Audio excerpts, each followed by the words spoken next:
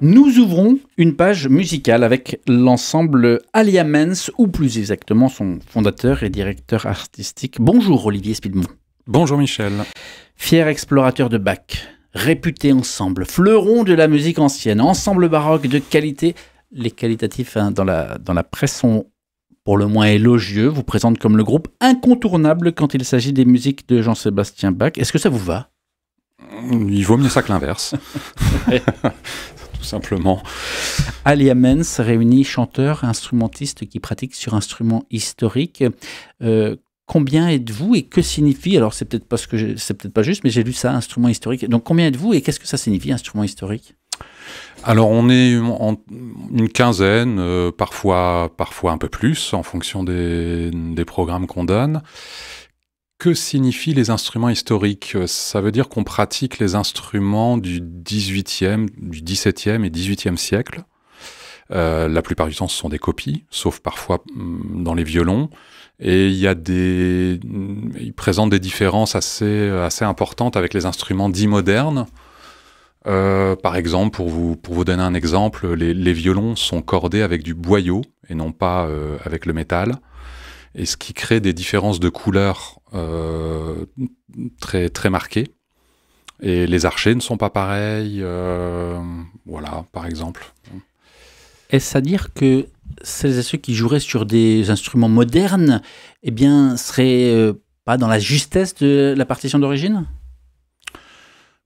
Disons que être dans la justesse de la partition d'origine, c'est plutôt une démarche, je dirais, avant tout intellectuelle et puis après formelle. Mais il s'avère que ce ne sont pas forcément les bons instruments, ce qui fait que le geste instrumental est différent.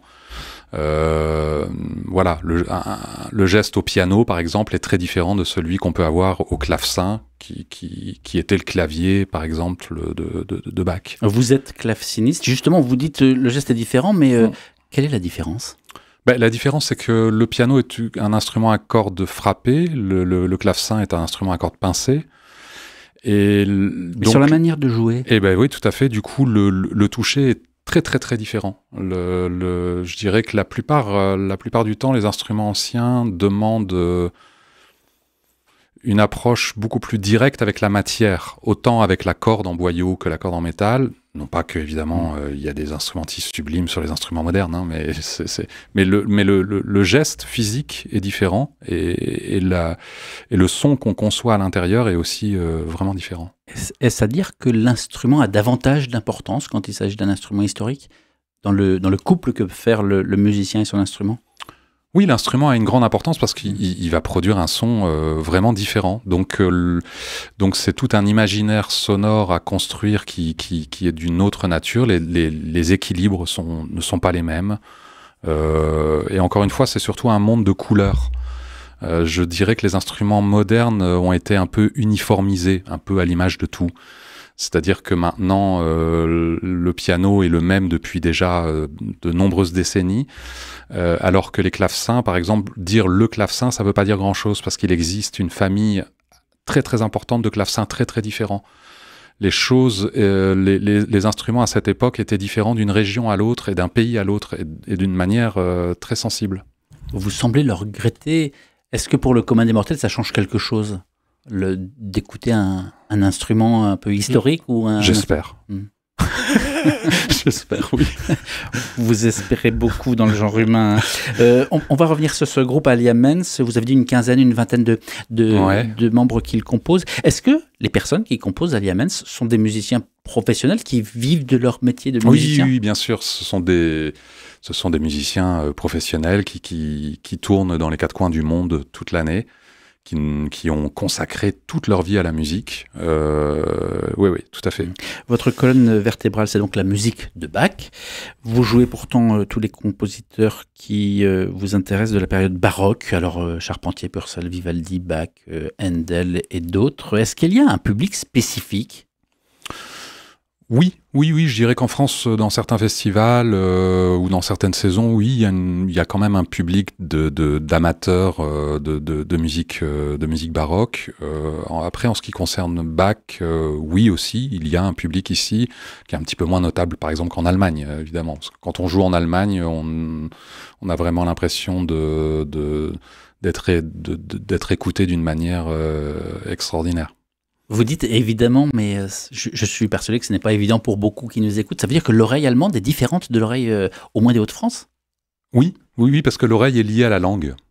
Il y a d'ailleurs un professeur, le professeur Tomatis, qui a fait une étude là-dessus il y a déjà une bonne 50aine d'années, et qui a découvert que le spectre d'une oreille était profondément lié à la langue. Et il a expliqué comme ça, par exemple, que le russe a un spectre harmonique très très large, et ce qui fait que ça crée une autre écoute des instruments.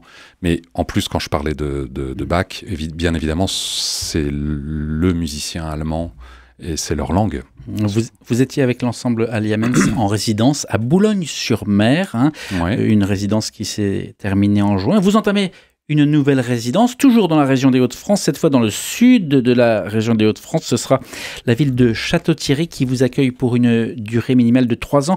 Vendredi 11 octobre prochain aura lieu le concert d'ouverture de cette résidence à l'église Saint-Crépin de Château-Thierry. Qu'est-ce qu'une résidence ? Alors une résidence, c'est en gros venir poser ses valises dans une ville et proposer un certain nombre de choses, proposer de la musique de manière régulière au public là-bas. Et c'est aussi mener un certain nombre d'actions, même bien que je n'aime pas du tout ce mot, mais d'actions pédagogiques, notamment en faveur des enfants, mais pas que, aussi des publics empêchés, des publics qui n'ont pas l'habitude d'entendre ce genre de musique ou qui tout simplement n'ont jamais entendu. Donc une résidence, c'est ça, c'est un ancrage territorial pour un ensemble où il donne un nombre de productions assez important sur toute l'année. En parler, c'est bien. Peut-être écouter, ça peut être pas mal. Au programme donc, de ce concert qui vous est si cher, Anti-Melancholicus. Alors, sauf si vous êtes en voiture, à bicyclette ou en train de vous déplacer, je vous invite à fermer les yeux une trentaine de secondes.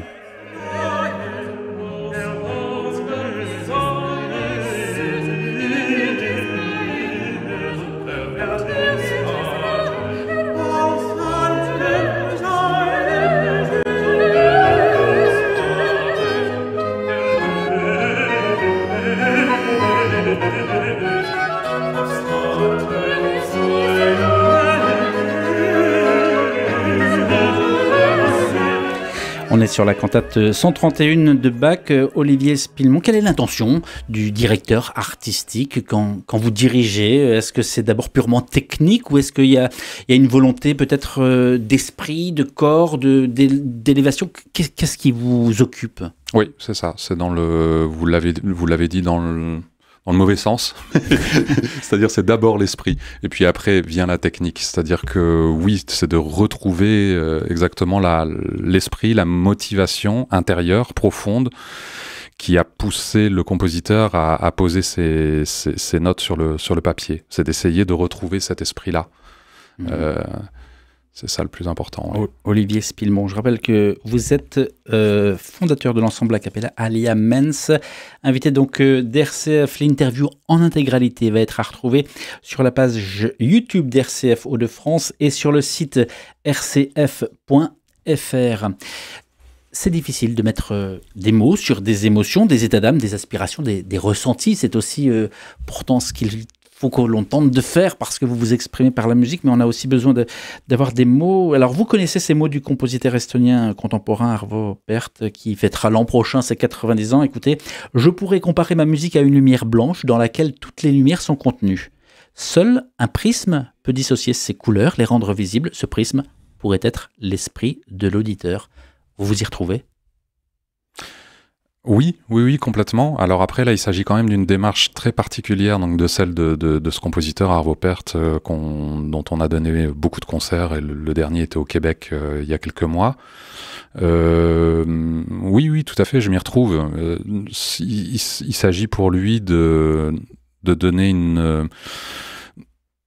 une architecture qui est capable, dans sa musique, de refléter ce que ressent l'auditeur à ce moment où il l'écoute. C'est une démarche vraiment très particulière qu'a ce compositeur. Mais comment éduquer l'auditeur, justement, l'écoutant? Comment le libérer ce prisme? Comment accompagner l'auditeur? Ben, je dirais que c'est surtout une affaire de fréquentation.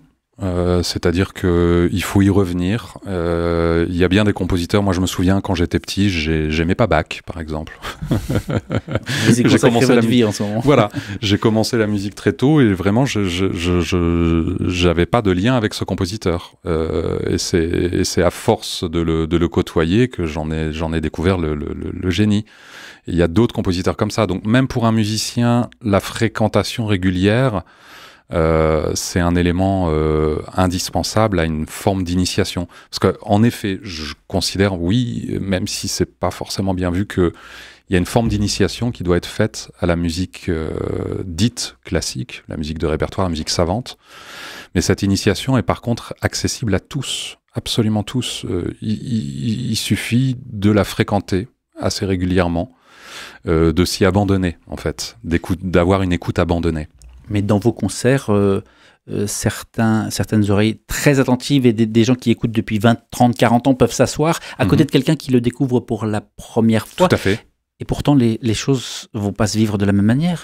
Non, mais parfois c'est très surprenant. On a eu des retours, notamment, on a déjà eu des retours d'auditeurs dont c'était le premier concert et qui ont été absolument bouleversés. Voilà, quand un concert est réussi, on fait passer cette espèce de fluide, on fait passer cette sorte de lumière dans le concert qui fait que l'auditeur peut vivre quelque chose de fort. Vous êtes en train de nous dire que vous êtes là, en fait, finalement, pour bouleverser, pour éclairer nos vies? Ce serait très prétentieux. C'est les mots que vous avez employés pour cette lumière, ce côté bouleversé. La musique, en effet, est là pour ça, tout à fait. Et la musique de ces grands compositeurs est là pour ça, oui. Notamment celle de Bach, mais aussi celle d'Arvo Pärt et de plein d'autres. La musique intéressante, à mon sens, elle est là pour nous bouleverser, oui, et parfois pour nous déranger. Vous avez dit tout à l'heure, à force de côtoyer Bach, ma relation a évolué avec lui et ma connaissance a évolué. Ça paraît surprenant. Vous pourriez nous expliquer qu'est-ce que ça veut dire de côtoyer quelqu'un qui est mort il y a 250 ans et qui aujourd'hui pourtant vous a fait avancer? C'est tout simplement aussi une fréquentation absolument quotidienne depuis quasiment une vingtaine d'années. Et donc, forcément, je rentre dans son vocabulaire, je tente chaque jour après jour de rentrer dans sa pensée, de comprendre pourquoi il fait telle ou telle chose.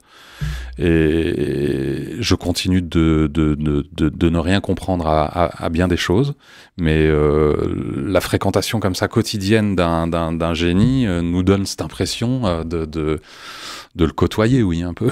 Ça veut dire que si demain matin vous le croisiez et que vous parliez la même langue, vous pourriez vous comprendre? Je sais pas. Je sais pas.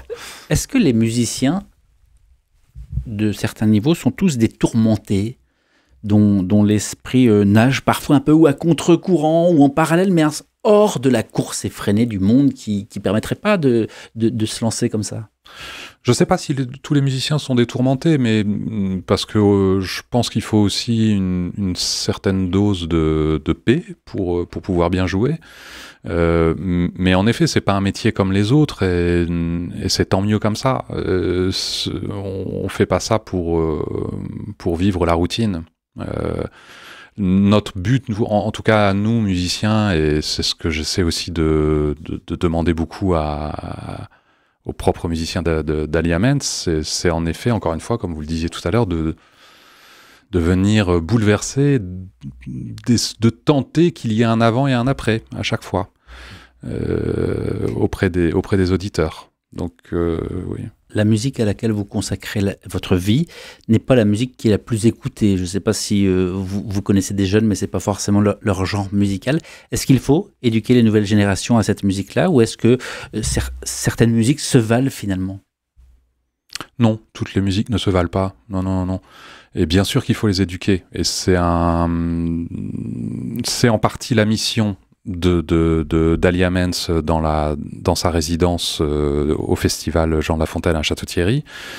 Et je dirais qu'il y a beaucoup de travail, pas nécessairement à Château-Thierry, mais partout, parce que précisément la musique savante est sortie complètement du champ de l'éducation musicale dans les lycées, dans les collèges.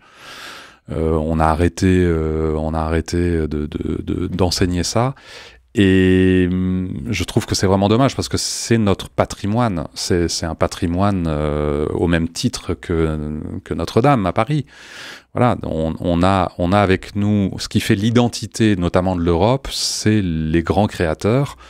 Bach en fait partie, comme Mozart, comme Beethoven, et c'est se couper d'une identité extrêmement forte que de méconnaître absolument ce répertoire. Et vous comprenez que les parents parfois se sentent un peu démunis quand ils veulent transmettre, par exemple, cet amour, au moins cette connaissance, cette approche de la musique que vous défendez. Qu'est-ce que vous leur donnez comme conseil? Mais encore une fois, d'abord, c'est l'écoute. Tout simplement. On met du Vivaldi dans le salon. Voilà, tout simplement. Il y a des vocations qui sont nées comme ça. J'en connais plein de musiciens qui ont entendu par hasard du clavecin à 6 ans à la radio et qui après y ont consacré leur vie. C'est l'écoute. Et l'écoute des enfants en plus n'a aucune barrière. Aucun a priori. L'élitisme dont on parle tant, c'est un mot d'adulte. Ce n'est pas du tout une conception des enfants. C'est ce qui fait que les enfants peuvent chanter librement dans la rue alors que les adultes se retiennent. Tout à fait, tout à fait. Et par exemple, dans les projets pédagogiques qu'on fait, qu'Émilie du Vieux-Bourg, qui s'occupe de l'ensemble avec moi et qui est en charge des projets pédagogiques, quand elle travaille du répertoire avec les enfants, on peut voir des vrais bouleversements chez les enfants. Merci beaucoup. Merci Olivier Spilmon d'être passé dans ce studio. Je rappelle que vous êtes le directeur artistique d'Alia Mens, qui entame une résidence à Château-Thierry et qui se produit le vendredi 11 octobre, je cherchais la date, à l'église Saint-Crépin de Château-Thierry pour le concert d'ouverture de cette résidence. Une interview à retrouver sur la chaîne YouTube d'RCF Hauts-de-France. Merci d'être passé chez nous. Merci à vous.